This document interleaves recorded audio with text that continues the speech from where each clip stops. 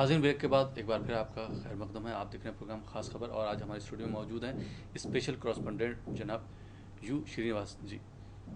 श्रीनिवास साहब, आप ये बताइए कि अगर पुलिस को पहले से इन्फॉर्म कर दिया जाए तो पुलिस को किस तरह का स्टेप लेना चाहिए इस तरह के हादसा को रोकने के लिए, ताकि ये इस तरह के हादसा फिर फ्यूचर में ना हो। वो लोग तो चेकिंग तो इंटेंसिटिव करना चाहिए, इंटेंसिफाइड चेकिंग करना चाहिए। जो जो हम सेंसिटिव एरिया समझते हैं उधर छप्पा छप्पा परखना चाहिए। जब आपको एक धमाका होता है तो आप और दो बॉम्ब्स को परख के निकाल सके जी। जब दो धमाके हो गए तो और दो बॉम्ब जो दूसरे जगह थे जी, उनको आप ट्रेस कर सके जी। तो उसी तरह जब आपको अलर्ट मिलता है तो जो हम चेकिंग जो कहते हैं, स्क्रीनिंग, व्हीकल्स का चेकिंग, वो ज्यादा करना चाहिए। और एक क्या है, जिधर जिधर सेंसिटिव एरिया समझते हैं उधर तो एवरी वीक मैं समझता हूँ ऐसा इश्यूज होने में जी पहले ही अलर्ट होकर चेकिंग करना चाहिए। खासकर लोग किराए पे आते हैं जी, तो उनका हमको ज्यादा आइडेंटिफिकेशन नहीं मालूम होता। हम तो थोड़े लोग तो किराए के लालच में पहले किराए पे घर दे देते हैं। ये हम नहीं समझते कि जो हमारे पास किराए पर आया वो कौन है, क्यों आया, आखिर क्या धंधा करते हैं, क्या वो रियली वही धंधा करने के लिए या उसके पीछे कुछ क्या है, कुछ और है। थोड़े हमको ऐसा भी इंफॉर्मेशन मिला कि आईटी कंपनीज में काम करने से है लेकिन उनका लिंक दूसरा जगह किधर से भी। तो किसी को हम सेंसिटिव एरियाज में, स्पेशली आपको हैदराबाद अभी मालूम हुआ है कि बहुत इंटेंसिटी का एरिया है, सेंसिटिव एरिया है। और हमको इंफॉर्मेशन ये भी है कि स्लीपर सेल्स, टेररिस्ट के स्लीपर सेल्स हमारे सिटी में है और जो जो एरियाज में है उसका आईबी का अलर्ट भी है। तो उस एरिया में अभी high time that you take the risk. लोग कुछ भी समझे वो अलग बात है, लेकिन आगे चलकर हम हैदराबाद में अमन शांति रखने चाहते हैं, हैदराबाद को पीसफुल रखना चाहते हैं, सब कम्युनिटीज को साथ में रखना चाहते हैं। ये रैंडम चेक तो डेफिनेटली जरूरत है। और उसी के साथ आवाम भी, जो पब्लिक है वो भी अपना एरियाज में जिधर जिधर सेंसिटिव एरियाज है, आपको मालूम होता है, आपको खुद अखबार में पढ़ते हैं और समझते हैं, तो हम एक नजर रखना चाहिए आपके आसपास क्या हो रहा है, क्या कुछ नया चीज हो रहा है। कोई आदमी नया दिखता है, अपना एरिया वाला नहीं दिखता है, वो क्यों इधर घूमता है। बिल्कुल ऐसा कुछ आपको डाउट आया तो पुलिस को भी इंफॉर्मेशन दे सकते हैं। और आपके एरिया में कोई बुजुर्ग है, कोई लीडर्स है वगैरह, पॉलिटिकल लीडर्स भी है, उनको भी आप अलर्ट करते सकते हैं कि फलाना आदमी पर हमको थोड़ा शक है, वो किधर से आया हमको नहीं मालूम है, उसका दिखना आप पहचान सकते हैं। आपको अलग, आपके एरिया में लोग जो रेगुलर घूमते हैं उनका अलग रहता है, चाल अलग है और ये लोगों का चाल कुछ अलग दिख रहा है आपको। तो डेफिनेटली आप थोड़ा रिस्क तो अभी लेना ही चाहिए। आप हम ये नहीं समझना कि वो क्या समझ बैठे, कुछ गड़बड़ होगा। देखिए, इसमें तो हर किसी का नुकसान होता है और कल भी जो मरे हैं उसमें हर तरह के लोग मरे हैं। नुकसान क्या कि साहब देखिए आम पब्लिक का होता है और आम पब्लिक को ये चाहिए कि वो पुलिस हो या पॉलिटिशियन हो या कुछ भी कोई और फोर्स हो, उसकी मदद करना चाहिए, तभी जो है हम सक्सेस हो सकते हैं। अदरवाइज अगर कोई जो दुश्मन है या इस तरह के ग्रुप जो है हमें डिवाइड करना चाह रहा है या कुछ इंतशार फैलाना चाह रहा है या कुछ डिस्टर्बेंसेस लाना चाह रहे हैं, तो वक्ती तौर पे तो वो ला सकते हैं, लेकिन एट ए लार्ज स्केल वो ऐसा नहीं कर सकते। तो उसके लिए हम लोग को मुत्तहिद होना पड़ेगा और पुलिस की पूरी मदद करना पड़ेगी। और पुलिस भी अपना अपना एरियाज में, पुलिस स्टेशंस में जी, और लोगों को ऐसा कुछ एक हेल्प डेस्क के स्टाइल में एक रखना चाहिए, ताकि इसी इंफॉर्मेशन नहीं किसी और ये प्रॉब्लम। पुलिस एक फ्रेंडली एटीट्यूड रखना चाहिए कि कोई भी पर्सन, एनी पर्सन अंदर जाकर उनका कोई लोकल प्रॉब्लम है तो अक्रॉस द टेबल वो डिस्कस शेयर कर सके, उनको नजरअंदाज नहीं करना चाहिए। डेफिनेटली हमको क्या इंफॉर्मेशन उससे आ सकता, उसको इनविटेशन हो सका तो एक चाय पिला दीजिए, उसको बिठाकर आप बात करके कुछ इन्फॉर्मेशन लेने का।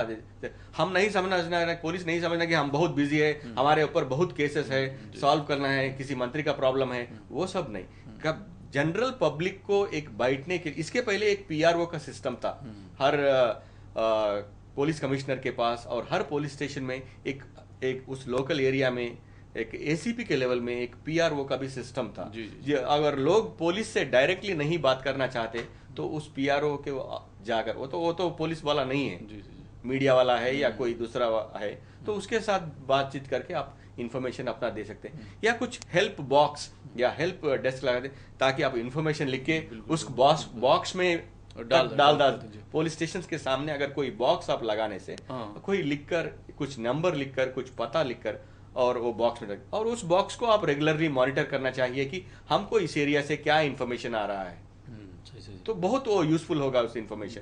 ये ऐसा पुराने जमाने में था कि एक बॉक्स लगाते थे, अगर आपको राजा को डायरेक्टली फेस नहीं कर सकते आप तो बॉक्स में इंफॉर्मेशन डाल के चले जाइए, तो नेक्स्ट डे आपको उसका मॉनिटर होगा, उसका जांच पड़ताल होगा, और डेफिनेटली इस तरह से गवर्नमेंट को और पब्लिक का भी उससे भला होगा जी। जैसे पुलिस की आपने बात करी है, पुलिस को मदद करना चाहिए। पुलिस पे एक बात आके रुक जाती है कि जो हमारे पास पुलिस फोर्स है वो क्या सेंटर लेवल पे या स्टेट लेवल पे या आपके डिस्ट्रिक्ट लेवल पे, सिटी लेवल पे काफ़ी है? आपको ऐसा नहीं लगता कि इन लोगों की तादाद बढ़ाना चाहिए? क्योंकि जो हमारे पास पुलिस फोर्स है वो शायद ना काफ़ी है, जिसकी वजह से वो इतनी अच्छी तरह से मॉनिटर नहीं कर पा रही है। आपने बिल्कुल सच कहा था।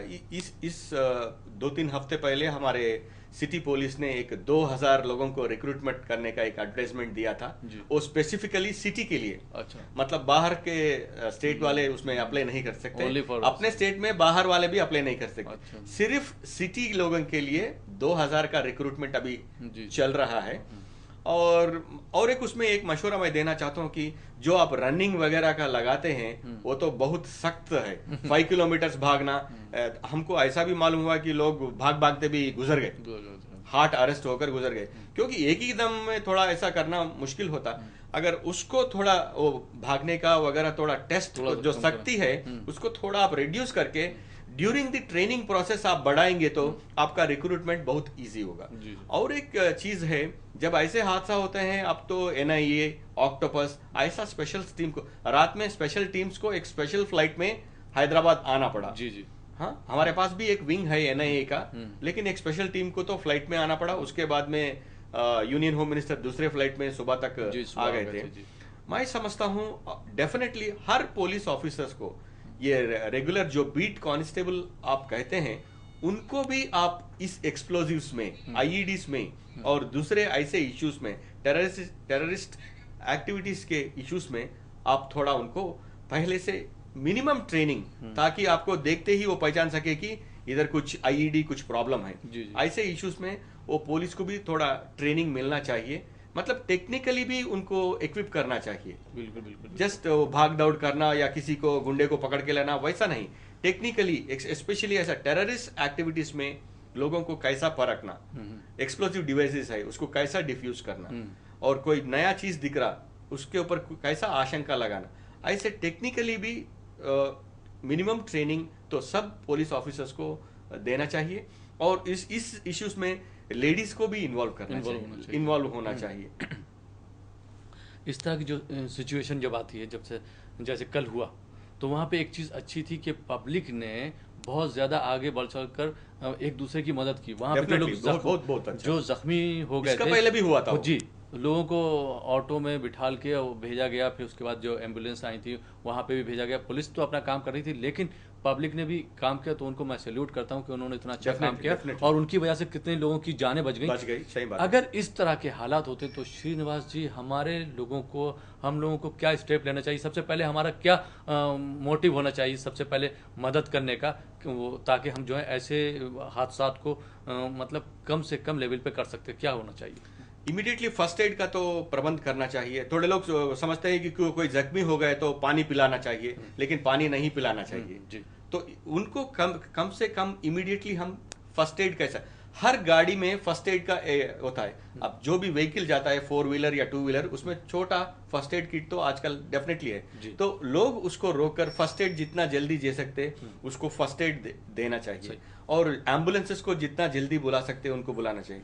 और जो रात में आप जो बोल रहे हैं वो काम तो वो लोग ने बहुत अच्छा किया, और जो लोग ऑटोस वगैरह जो व्हीकल्स जा रहे थे उसमें लोगों को डंप करके वो लोग नजदीक से नजदीक के हॉस्पिटल्स को उन्होंने भिजा दिया, वो भी बहुत अच्छा काम है। और पॉलिटिशियंस को स्पेशली इस इश्यूज में कॉशियस होना चाहिए। पॉलिटिकल राइवलरी को इधर अपन नहीं करना चाहिए। इमीडिएटली हम उनको कैसा बचा सकते, क्या करते, जब हायर लेवल के यूनियन मिनिस्टर या चीफ मिनिस्टर वो लोग विजिट करते हैं तो हमारा मकसद उनको नारे देना या दूसरे पॉलिटिकल पार्टीज को क्रिटिसाइज करना, वो हमारा मकसद नहीं है।